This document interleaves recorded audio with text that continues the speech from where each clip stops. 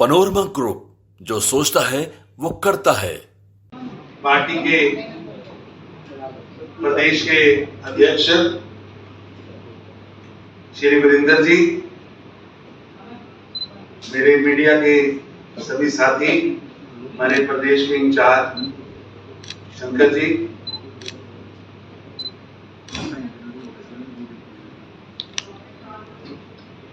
कांग्रेस ने हमेशा ही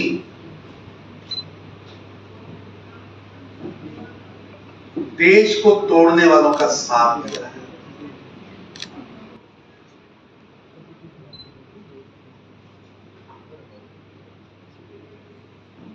कांग्रेस पार्टी द्वारा एनसी का समर्थन व एनसी के साथ जाना आज कई प्रश्न खड़े कर रहा है।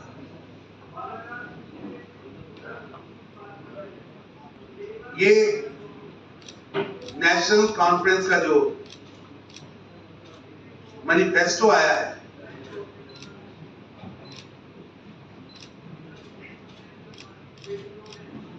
ये आतंकवाद को, अलगाववाद को जम्मू कश्मीर में एस्टैब्लिश करने का प्रयास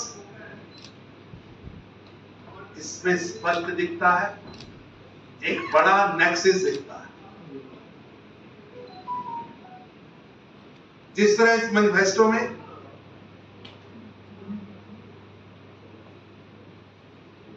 $370 व 35A को दोबारा जम्मू कश्मीर पर लादने की घोषणा की गई। ये जेकेएनसी का, नेशनल कॉन्फ्रेंस का जम्मू कश्मीर को अशांति व आतंकवाद के युग में धकेलने का एक षड्यंत्र दिख रहा है। और इस षड्यंत्र में राहुल गांधी के नेतृत्व वाली इंडियन नेशनल कांग्रेस का हाथ स्पष्ट दिख रहा है। मैं आपके माध्यम से कांग्रेस से पूछना चाहता हूं, आगे भी इतिहास में कांग्रेस ने हिमालयन मिस्टेक्स की, फिर एक बार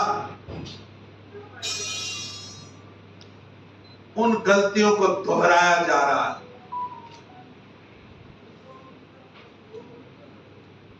ऐतिहासिक गलतियों को दोहराया जा रहा है।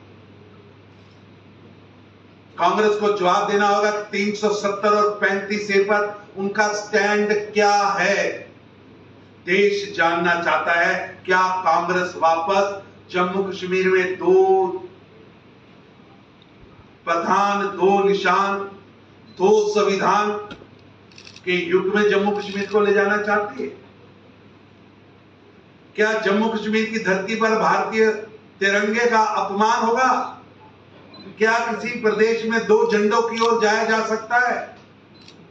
क्या नेशनल कॉन्फ्रेंस के षड्यंत्र में कांग्रेस पूरी तरह भागीदार है? देश जानना चाहता है। और राहुल गांधी जी ने जो 3 दिन पहले जम्मू कश्मीर के अंदर हाथों में हाथ डालकर जो घोषणा की है, आज उस घोषणा से पूरे देश के मन में कई प्रश्न खड़े हुए हैं। क्या कांग्रेस पार्टी भारत के नौजवानों से बातचीत करने के बजाय एनसी के पाकिस्तान से बात करने के एजेंडे का समर्थन करती है? देश जानना चाहता है, क्या स्टेट की एक पार्टी, स्टेट की सरकार किसी दूसरे देश की सरकार के साथ बातचीत करने की बात कर रही है? क्या ये देश को छोटा करने और देशद्रोहपूर्ण एजेंडा नहीं है और कांग्रेस इसका हिस्सा है? दुर्भाग्य है कि कांग्रेस घिनौना खेल खेल रही है एनसी के साथ मिलकर। कांग्रेस को स्पष्ट जवाब देना होगा, स्पष्ट जवाब देना होगा। क्या पाकिस्तान के एजेंडे को जो एनसी आगे कर रही है,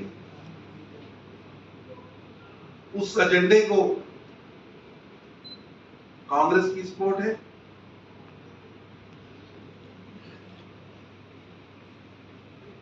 इस आतंकवाद के मसौदे में, आतंकवाद वापस लाने के इस मसौदे में, जिसे मैनिफेस्टो कहा जा रहा है,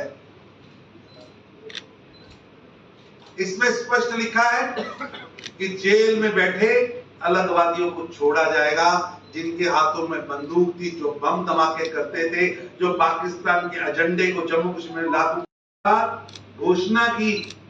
ऐसे यासीन मलिक, जिसने कहा कि मैंने नौसेना के अधिकारियों को मारा है, और कई इंटरव्यू में बाकी कश्मीरी पंडितों को मारने गए, उन्होंने स्वीकारा। उस यासीन मलिक के साथ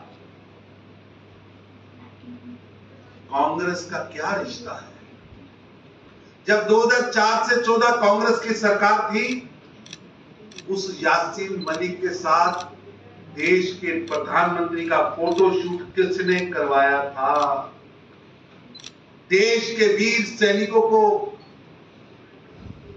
उनकी हत्या करने वाले और हत्या को स्वीकार करने वाले यासीन मलिक को महामंडित करने वाली कांग्रेस के 2004 से 14 तक के प्रधानमंत्री सरदार मनमोहन सिंह जी के साथ उस आतंकवादी नेताओं का फोटोशूट करवाया जाता था। क्या आप उस दौर में वापस ले जाना चाहते हैं? क्या बम धमाकों,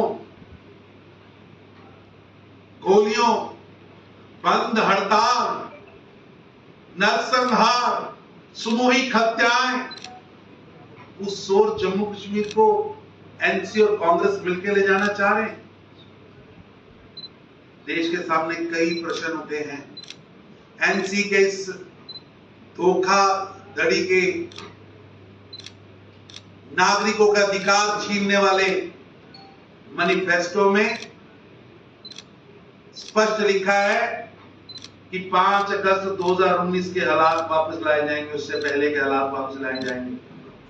यानी वहां एससी भाइयों को जो अधिकार मिले हैं, जो एसटी भाइयों को अधिकार मिले हैं, गुज्जर बकरवालों को जो अधिकार मिले हैं, कांग्रेस पार्टी आरक्षण छीनने का षड्यंत्र रच रही है।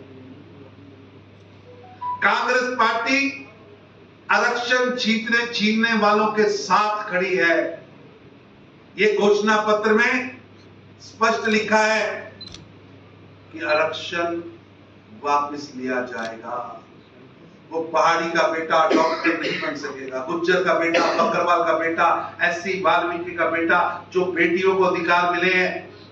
ये घोषणा पत्र उन अधिकारों को छीनने की बात कर रहा है।